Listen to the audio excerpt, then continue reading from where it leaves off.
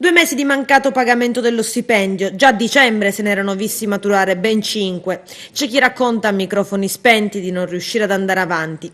I dipendenti comunali di Porto Empedocle, che già hanno visto tagli al loro monte ore dopo diversi sit-in, oggi hanno deciso di scioperare. Siamo venuti a rappresentare un problema che va avanti ormai da quasi 2 anni.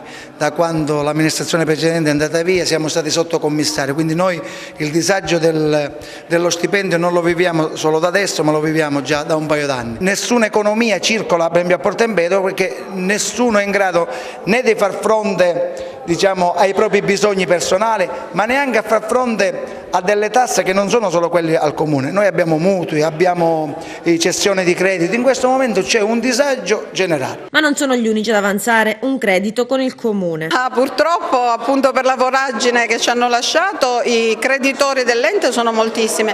Per quel che riguarda fino al 31/12/2015 sta provvedendo l'organismo straordinario di liquidazione che farà una massa passiva e provvederà al pagamento secondo una logica conciliativa che cercherà di garantire la par condicio creditorum, ma tutti avanzano dei soldi, tant'è vero che noi non siamo riusciti nei pochi mesi che io sono praticamente entrata a luglio, da luglio a dicembre, in questi pochi mesi, avendo tutti questi debiti, non siamo riusciti a rientrare dall'anticipazione di cassa e quindi a tutt'oggi non abbiamo margini di liquidità. Le rumors parlano di dimissioni del vice sindaco di Porto Empedocle. In caso arrivino, lei le accoglierà oppure no? Sì, ma queste dimissioni che sono già preannunciate da tempo non sono legate a vicende politiche, anzi fra l'altro con l'avvocato Calabrese noi siamo molto amiche, e sono esigenze sue personali perché si deve trasferire, penso che deve seguire con la sua vita ad affrontare un concorso molto pesante. I sindacati avanzano proposte e soluzioni, ma si dicono stanchi della solita filastrocca. Occorre, sottolineano, una figura politica in grado di spendersi per i propri dipendenti e per gli empedoclini in generale. I dipendenti sono 155, ad oggi abbiamo addirittura un'adesione dello sciopero di 124 lavoratori su 155, quindi l'adesione è stata assolutamente massiccia.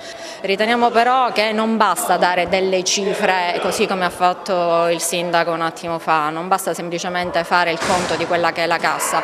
Il sindaco per noi ha delle responsabilità politiche ben definite, ben chiare, non occorre che lei faccia ragioniere, se no non avremmo assolutamente la necessità di un sindaco in un paese. Lo sciopero evidenzia una spaccatura e non bisogna lamentarsi solo nel dire la regione non trasferisce fondi, lo Stato non è in grado. Da diversi mesi che evidenziamo le problematiche, l'amministrazione come organizzazione sindacale abbiamo detto che siamo disponibili anche a una riorganizzazione complessiva dell'ente per potenziare l'ente laddove c'è necessario. Nessun incontro da questo punto di vista c'è stato. È il momento di rinegoziare i contratti che sono troppo onerosi per la città, è il momento anche di avviare percorsi, come dice, forti. Se c'è qualche dirigente che è incapace, a mio avviso va rimosso. Non abbiamo ancora intravisto dei segnali positivi da parte dell'amministrazione. Infatti i lavoratori sono sfiduciati perché in questo comportamento dell'amministrazione intravedono una poca